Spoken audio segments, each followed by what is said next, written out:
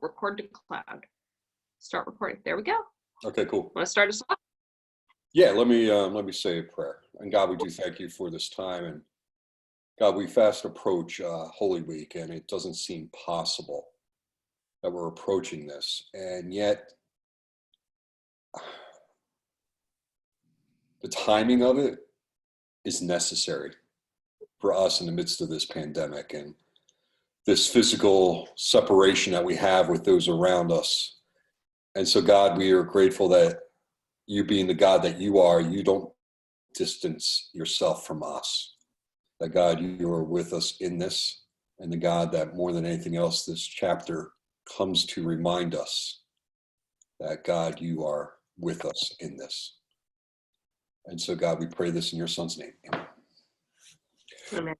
So chapter 15, this chapter is a bit overwhelming when you read it slowly and you read it in its own framework, and you're not reading it with all the other chapters. When you read this in isolation of itself or separation from the rest of the gospel, which we don't really do because we still have it in our heads and our hearts, it's still a bit overwhelming.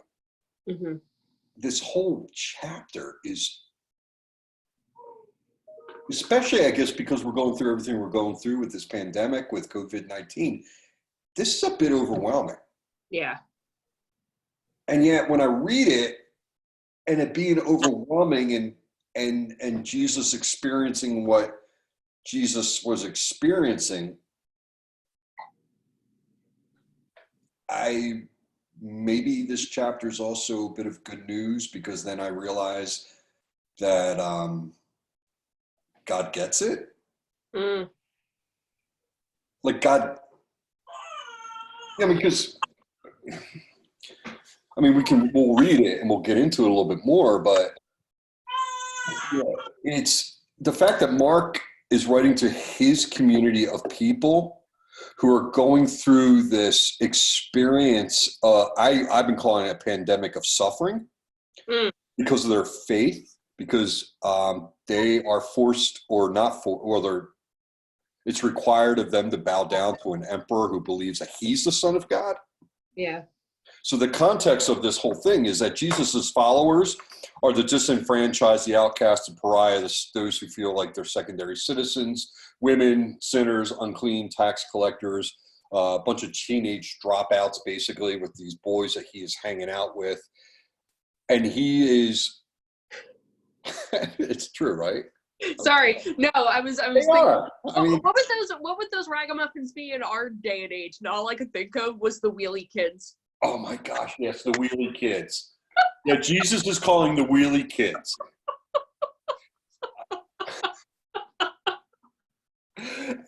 And that's funny, right? Sorry, that's immediately. Oh, that's hysterical. The wheelie kids. The wheelie kids, yeah, the wheelie kids. The poor wheelie kids are now being homeschooled. Oh my gosh. Who's poor kids? Poor wheelie kids. Like poor wheelie kids, because they're so used to getting their like frustration or their need to breathe, right? Their need to breathe comes when they're on their bikes doing wheelies or whatever they're doing. Mm-hmm. And now they can't. They're forced to stay home and do work, homework, schoolwork. Mm-hmm. They don't. These poor wheelie kids who have to physically distance themselves from one another. Mm-hmm. Wow.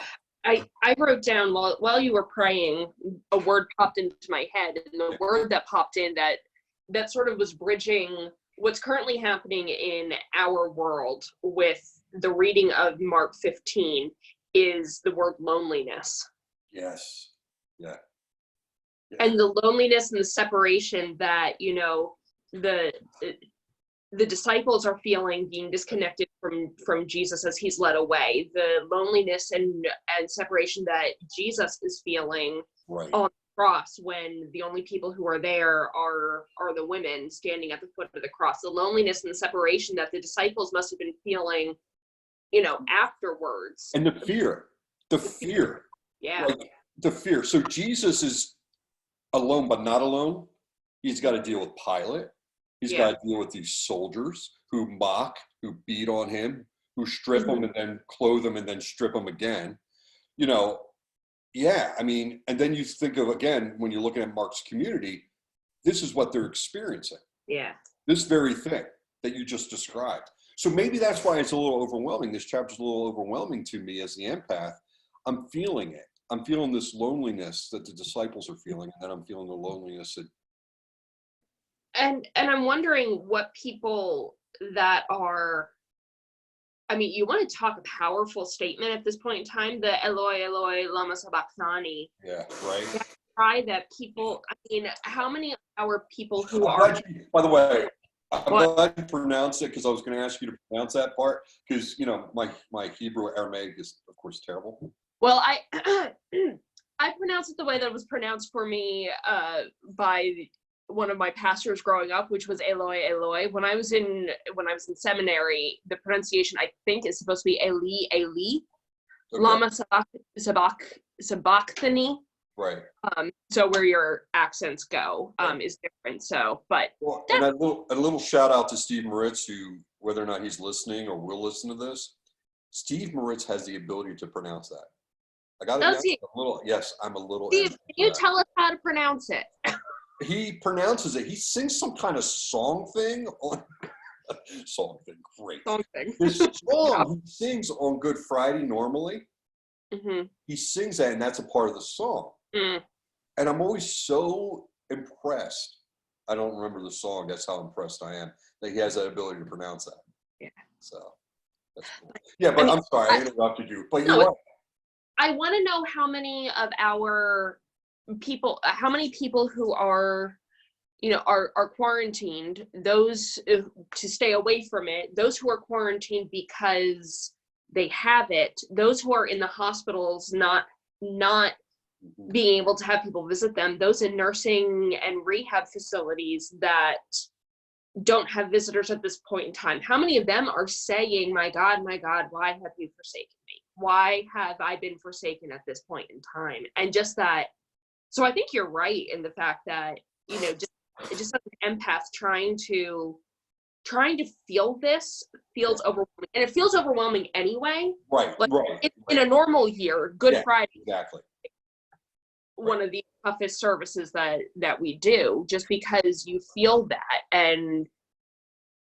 But it's also that one time during the year that we sort of encourage people to feel that.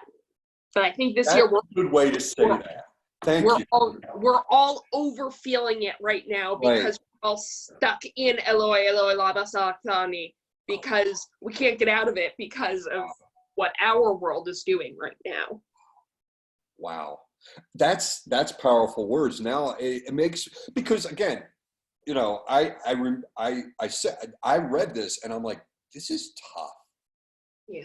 Like, okay, let's be honest. When I normally read it, I'm kind of perusing and reading it to get to like, what do I need to preach on next, right? Yeah. So, you know, you gravitate towards some of those things that you normally gravitate to, like, you know, the my God, why have you forsaken me? You know, those moments. But when you have to actually slow down, because you're forced to slow down because we're all kind of now living, breathing within the confines of our four walls, made to slow down, you're like, you actually read it. You're right. Wow. Yeah. It's overwhelming. It's because you feel that, because you know there are people, either you know directly or indirectly, who are experiencing this right now. Yeah. Like, I know for you, I mean, both of us, we have people within facilities, we have people within their homes, you know, who, my brother-in-law's mom, who had surgery last week during this pandemic, right? Had to go, her husband couldn't be there. Her kids couldn't be there. She goes from being in the hospital to a rehab to go back to the hospital to be tested for COVID-19. She has some kind of pneumonia thing going on. So, and here's the sad part about all of it. Is it a normal pneumonia, or is it because of this COVID-19? Mm, So you know she's breathing these words right now. When yeah. she's able to even put together emotionally, and because of her physical condition, able to, and that's the great. Okay, so now I'm finding this lead here. The physical part that this crucifixion took on Jesus to be able to breathe those words, to give voice to what we've always experienced, or what we experience, or what we're experiencing now, to give voice to that. Mm-hmm. Like, let me see if I can. Well, we know, by the way, that he's quoting Psalm 22. 22. Yeah, and in that Psalm 22, there's a wealth of language that embraces this, or not embrace, speaks to the suffering, right? Mm-hmm. So we have this Psalm 22 that speaks to the suffering of what's happening. Jesus physically is,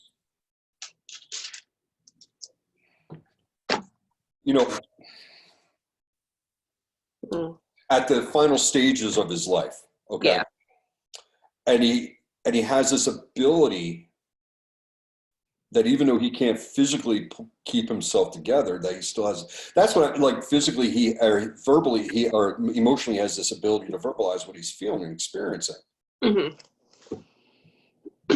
And because what, with me doing hospice as long as I did, you see people who physically have this inability to speak to what they're experiencing, Mm-hmm.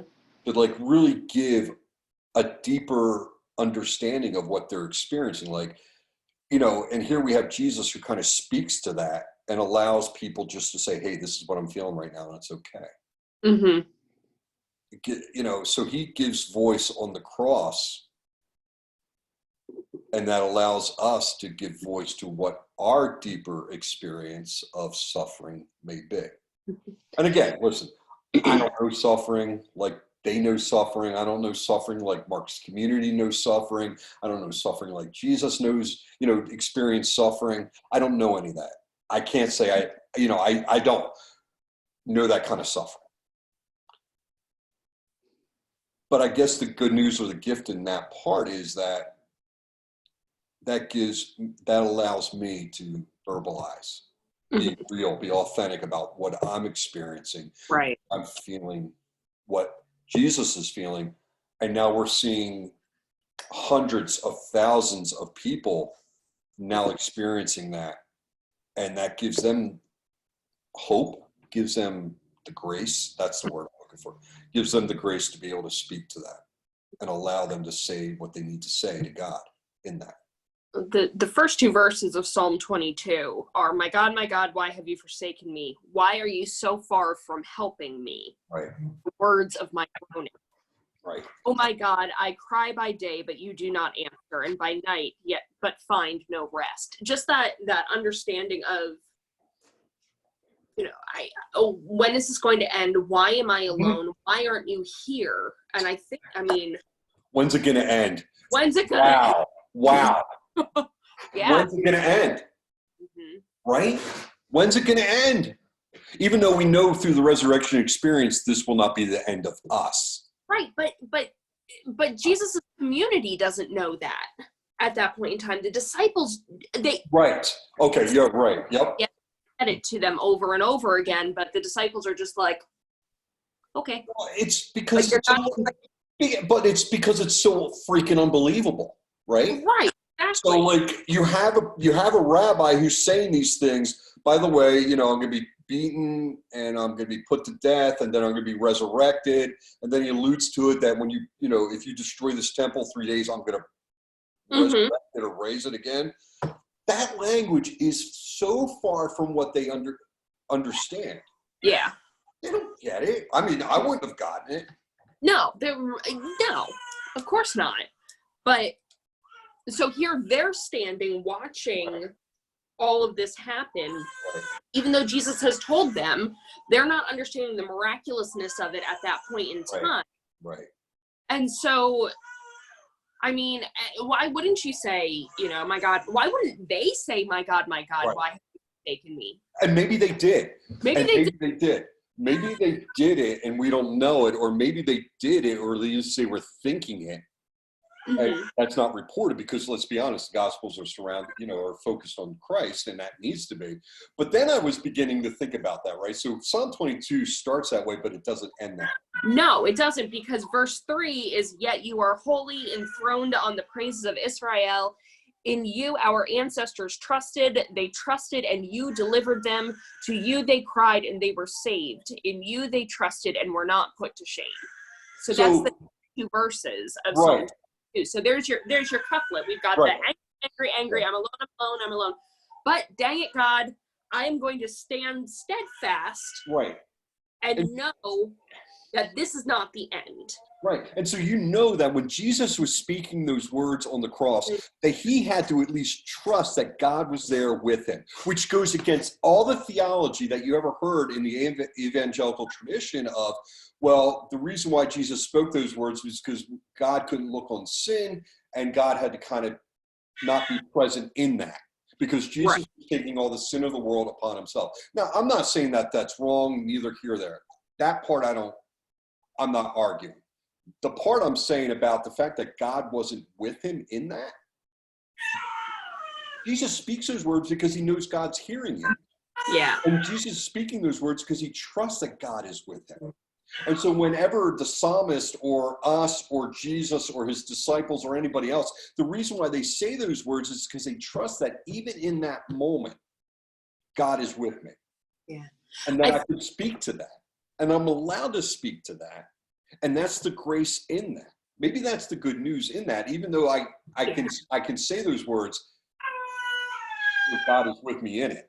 Yeah. I think one of the most helpful things when I was, in grief, when I was told by a pastor colleague, well, he was my pastor growing up at the time, but now he's a colleague. He said, you know that things aren't bad between you and God if you can still yell at God, because you know God is there. Wow. It's when you stop talking to God that there's a problem. Wow. And that to me was just like epiphany moment, because I know that I know I'm in a bad spot with God if I'm not even talking to God. Right. But if I'm standing yelling at God, at least I'm recognizing and acknowledging the fact that God is in this crap with me. Yeah. But let's also realize too that there's no reason to explain this part away, right? No. So that was my other thing that I was thinking of when I read that one section, right? My God, why have you forsaken me? That we don't need, as theologians, Christians, followers of Jesus, generation after generation, whether you're progressive, liberal, or evangelical, you don't need to explain that part away. You gotta just let it be. You just kind of gotta let it happen. You gotta let it give voice to everything about it, right? Because I remember, listen, I've been preaching since I was 20 years old, 49, and I remember being a part of the 5 last words on Good Friday, or 7. I'm sorry, I said 5. 7. What do you leave it out, Chuck? Which ones don't you like? Well,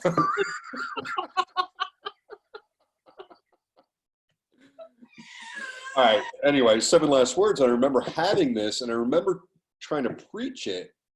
And I remember, because listen, I was young. You want to explain things. You want to fix things. You want to explain it away to make it a little bit less severe. And I remember explaining that the reason why Jesus said that was so that we would never feel forsaken. Now, that's a good way of looking at it. But it actually explains it away. Right. And it doesn't need to be explained away. It just needs to be what it is. I like to look at that portion and not as an understanding that, okay, if Jesus feels abandoned, alone, everything in this spot, that gives me the okay to feel that. Exactly. Like for me, that's and we always should be able to feel our emotions, however. Right. No, definitely. But I mean, when you're hurt, when you're angry, when you're feeling alone, I mean, again, to come back to how we are right now and with 19, it's okay to feel alone and forsaken, and to know that we have a God who experienced that. And for me, that's comforting. Oh gosh, yeah. And so but that also says to me that I'm not allowed to, and I mean this honestly, I'm not allowed to explain it away. I'm not allowed to explain suffering away by saying and wrapping it up in a nice, neat little package to say that this is a part of God's purpose and plan for my life. Mm-hmm. I'm not allowed to say that because that's not giving space to verbalize, this is what I'm feeling right now. So I shared with you before we got on, I shared with you the fact that every Wednesday from 10:30 to 12, Hector Burgos, my district superintendent, gets us all together and just gives us more information about what's going on with COVID-19, how we need to approach, words of encouragement, words of caution, truth, whatever. Gonna go get my baby. Yeah, go ahead, do your thing. And then he breaks us off into smaller groups, usually about 4 or 5 other pastors. And one of the things that we were talking about was, what are you feeling? Like, what is it that is your experience in all this? And one of the pastors said that he believes that we are constantly inhabiting different spaces in this journey with this pandemic, right? That it still feels abstract. That it still feels real. And we're trying to establish something within the interior of our house. And so in other words, we're all over the place with our feelings. And I kept on going back to what Jesus was saying about, my God, why have you forsaken me? And the good news is that is saying to me, I'm allowed to be all over the place with this. Yeah. I'm okay. It's okay for me that when I wake up that I want to keep routine. And that I want to keep routine all throughout my day until dinner. And then after dinner, kind of decompress a little bit. Even though I'm still realizing that to decompress means I have to stay home. Yeah. And means I can't, come and, hey, let's get together. Let's have conversation. Let's do this face to face. Or Lonnie and I can't meet up with a couple friends that we've been really, wanting to hang out with physically. So we're allowed to feel the different feelings, and we're allowed to be all over the place with what we're feeling and what we're experiencing. Because let's be honest, Jesus was too on the cross. I mean, when we look at the whole scope of the end part of Jesus was all over the place. He was forgiving people. He's refusing any kind of fluid. He then is, my God, you'll be with me in paradise, to the guys that were at first making fun of him and, just being downright cruel to, mom, here's your son, here's your mom, to, into your hands I commit my spirit, to it is finished. And in all that, he's speaking like he's in a different place. He's all over the place, emotionally. He's ministering to others. He's ministering to, those are out of his own brokenness at those times, he's ministering to others. And yet he himself is feeling that brokenness and that aloneness. That does not escape me that, when we are experiencing, major crises, how do we try to control things? How do we try to stay in control of pieces? Those of us who are expected to remain in control of things. Yeah, But Hector's been saying, make sure you have a non-anxious presence. And he's right. I mean, yeah, of course I'm going to have a non-anxious presence. I mean, how else am I supposed to remain in control of an out of control situation? Right. So then the question is then where do those of us with the non-anxious presence go to find a non-anxious presence so that we can be the anxious ones? Well, we go to chapter 15 of Mark. We go to chapter 15. We go to, my God, why have you forsaken me? And that's where you live. That's where you exist. That's where, even though you don't feel forsaken, right? Mm-hmm. Because I don't feel forsaken. Mm-hmm. But man, I'm asking, when's this going to be done? Yeah. And if I'm honest with you, not even for myself. Mm-hmm. I'm asking, when is this going to be done for all those people that we know that we just spoke about who are stuck behind the walls of rehabs, nursing facilities, and hospitals? Mm-hmm. Those who are at that place where they need to bury their dead. Yeah. Need to get married, start new lives. Mm-hmm. You have both ends of the spectrum. People, their babies are still being born. Mm-hmm. And mom and dad get to celebrate, but mom and pop-ups or brothers and sisters or aunts and uncles or extended family and friends, they don't get to celebrate that. Mm-hmm. So for me, I'm like, where's the end? And maybe that's the question of this chapter 15 for me is, I need, and not that I'm going to get an answer for this. I want to know that maybe the part that what the disciples were experiencing. Is there an end to it? Will there be an end to it? When is Easter? Yeah. When is Easter? And we as people of faith, I think it's our, and I dislike this. I dislike this because sometimes I want to say, I don't know the answer to this, but we're supposed to hold up that beacon of hope that they're into it. But I'm wondering if right now we need to voice the Good Friday right now, to voice the Psalm 22 portion of it and to allow people to mourn, to be sad, to be angry, to be whatever it is, to be fine 1 minute and then the next minute ticked off as all get out at everything, because that's what happens in grief. Yeah, but isn't it, but the experience of all that allows us to do that because we ultimately have this hope from the resurrection, right? So we have this hope from the resurrection. Somebody's entering my office. I see that. What's going on here? Always hope in the resurrection. There is this hope in this that even though we find the discomfort and the loneliness in it, that ultimately we have this hope. That the reason why we can voice all that is because we have this hope. Yeah.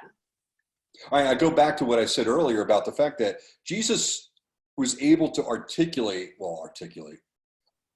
say what he had to say in that moment out of the humanity of his experience, because he trusted in someone who is greater than himself.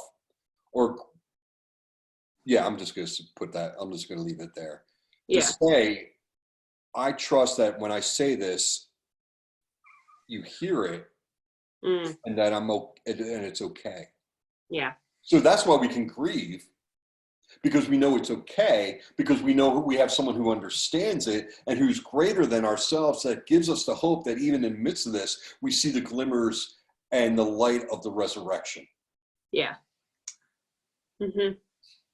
And so I guess that's the part where the hope comes, is that we can say it because we know, that we trust.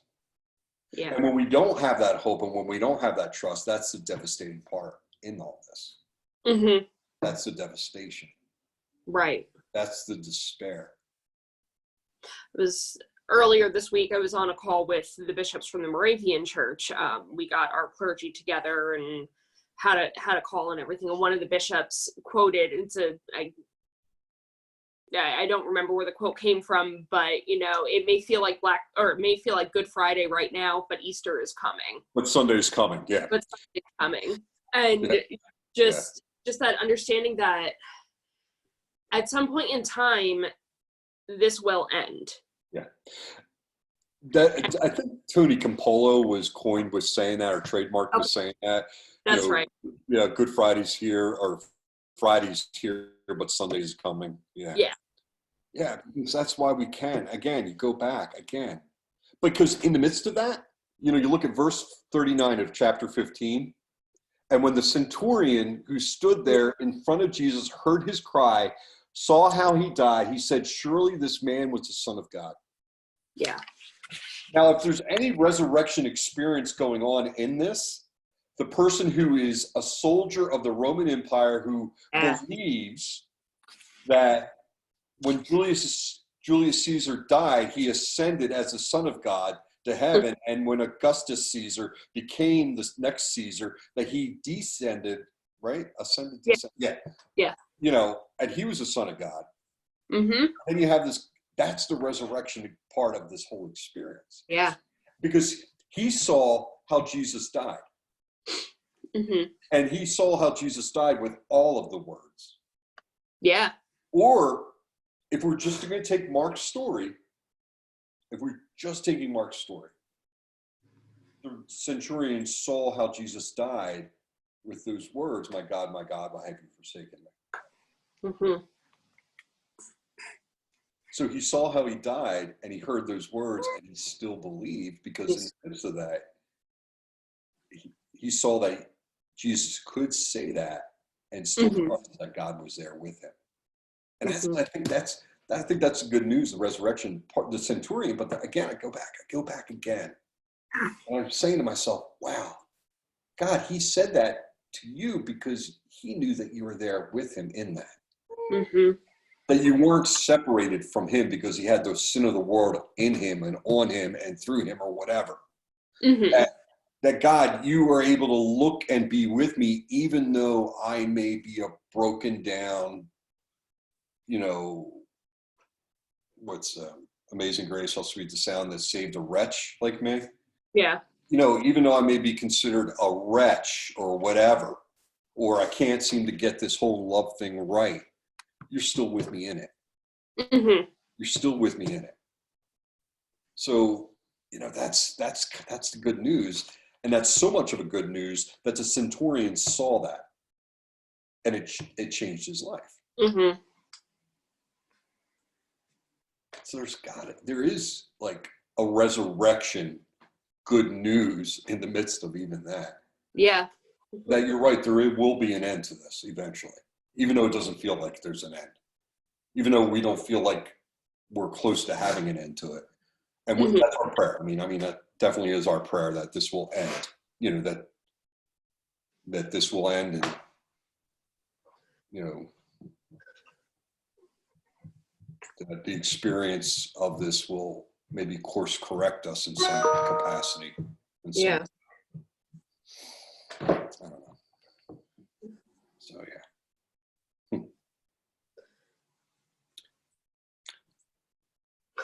We didn't even read the chapter. No, it's all right. Don't worry about it. People can read the chapter. By the way, read the chapter. Read chapter 15 slowly. Read chapter 15 slowly. Don't rush through it. No, don't rush through it. So just don't rush. Don't do what I do sometimes with books. Rush to the end because I know the good news is at the end. Yeah. Right? don't rush to Sunday. Yeah. Don't flip to the final chapter. Read it all. Read all of it. Because it's. And I think that I don't know. I think maybe part of what is disconcerting about jumping back to where we currently are in this climate and everything. What is disconcerting is just it feels like Sunday keeps getting pushed further and further away. Oh, Rebecca, that is so good. All right, I'm writing that down. Write it down. Write it I'm down. writing it down because I You heard might. it here first. All right, that's right. Yeah. It just feels like Sunday's not attainable at this point. But, and here's the but, and the but of the continuation of the gospel is the fact that Sunday always comes. Right. Jesus is still resurrected. Jesus still appears to the disciples. Jesus still rectifies the community, still brings the believers back in. I mean, we go to Mark just sort of ends quickly at that, but in John's gospel, we get he appears to them how many times. He appears then in Acts before the ascension, and he brings the community in. So maybe it's not even so much that, okay, so Easter is coming, but what's coming after Easter? The celebration of the church and the rebirthing of the church, which is Pentecost. Right. That death does not have the final word, but at this moment in time, it is okay to live in Good Friday. But it's Good Friday. Yeah. Why do we call it Good Friday, as Borg and Crossan bring up at the beginning, is because it is the oxymoron of Christianity. It is Good Friday. It is Good Friday. Because Easter's coming. Because Easter's coming, and you can't get to Easter without Good Friday. Yeah. You have to. I'm not saying, okay, I'm hearing how this is hearing, and please don't hear it as God sent this to teach us a lesson, because I don't believe that at all. No, not at all. No, I get it. No, you're right. You're completely right. I mean, this is exactly right. I mean, you're right on this. I mean, that's why you can't have the cross without the resurrection. You can't have a resurrection without the cross. Mm-hmm. It's both. It's not either or. Right. You did a little preaching there. A little bit. A little preaching. That was good preaching. Wow. Thanks. I like that. Maybe that'll be the title of my, live stream message. The resurrection is the butt of our story. Or junction, what's your function? Function, yeah. Wow. Yeah.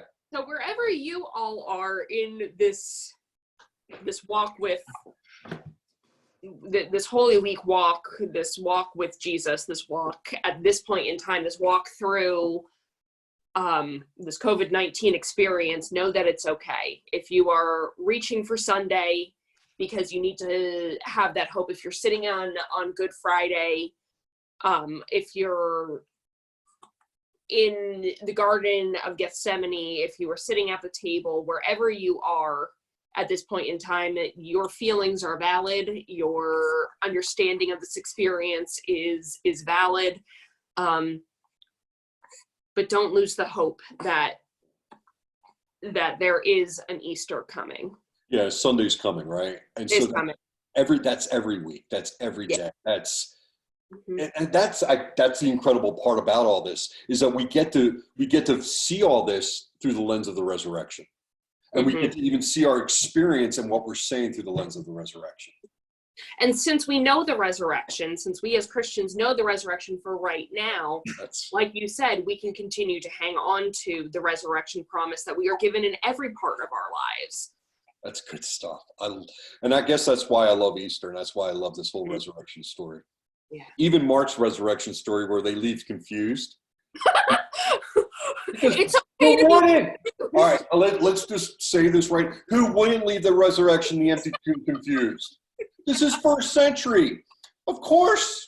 Like, this is let's guess AD 33 or, Common Era 33 or whatever. Of course they left confused. I would have left confused. There are moments where I'm still confused. Yep. But I know that even in the midst of that confusion, there's hope. Mm-hmm. There's hope. And I'm not, again, just to echo what you just said, I don't believe this COVID-19 is God's purpose and plan for our lives, right? I don't believe that. I believe that this is part of this brokenness of our creation. Yeah. And maybe creation's crying out. I don't know.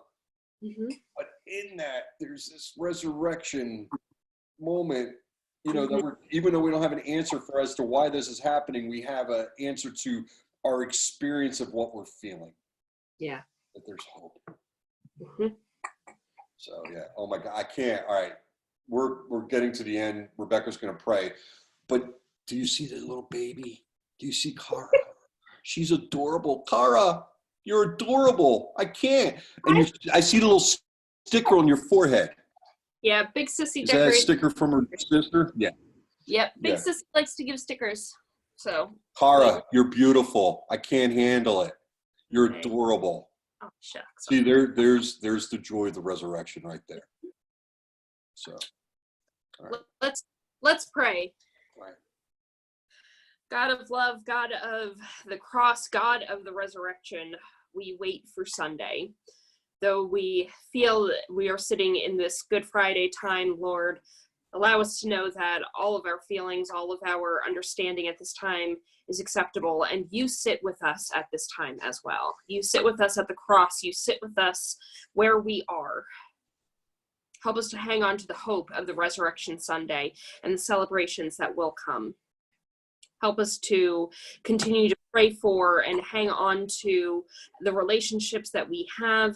Be with those people who are in facilities who are maybe feeling that Eloi, Eloi, lama sabachthani a little bit more deeply. Help us to remember, Lord, that no matter where we are, you are truly with us. Keep us reaching for Sunday. Amen. Amen.